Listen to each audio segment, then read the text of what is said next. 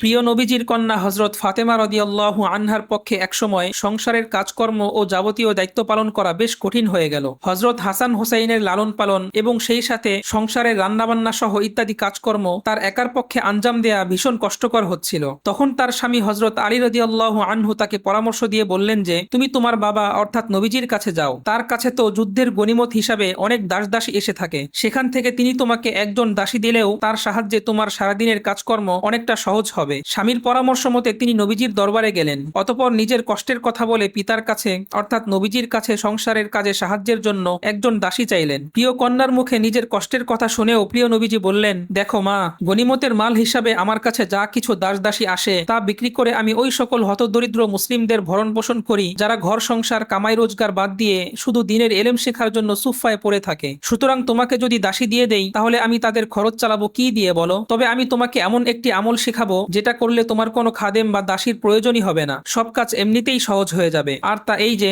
রাতে বিছানায় শোয়ার আগে 33 বার সুবহানাল্লাহ, 33 বার আলহামদুলিল্লাহ এবং 34 বার আল্লাহু আকবার পড়ে শোবে। এটা করলে দুনিয়াতে তোমরা সব কাজেই স্বস্তি লাভ করবে এবং আখেরাতে তোমাদের জন্য নেকির পাহাড় তৈরি হবে। অতঃপর হযরত ফাতেমা নবীজির কাছ থেকে খাদেমের পরিবর্তে এই আমলটি নিয়েই সন্তুষ্টি চিত্তে বাড়ি ফিরে গেলেন। দেখুন বন্ধুরা, প্রিয় নবীজি মুসলমানদের রাষ্ট্রপ্রধান হয়েও কত সাধারণ ও ন্যায়পরায়ণ ছিলেন যে প্রিয় কন্যার কষ্টের মুখেও তিনি তাকে সাহায্যের জন্য একজন খাদেম পর্যন্ত দিতে পারলেন না, যাতে অসহায় মুসলিমদের সাহায্যে তার কোনো ঘাটতি না হয়। আর এখন আমরা সাধারণ মুসলিম নেতারা জনগণের সামান্য অর্থের ব্যাপারেও লোভ সামলাতে পারি না। আল্লাহ আমাদের সবাইকে হেদায়েত দান করুন, আমিন। আর ভিডিওটি ভালো লাগলে চ্যানেলটি সাবস্ক্রাইব করুন। ধন্যবাদ সবাইকে।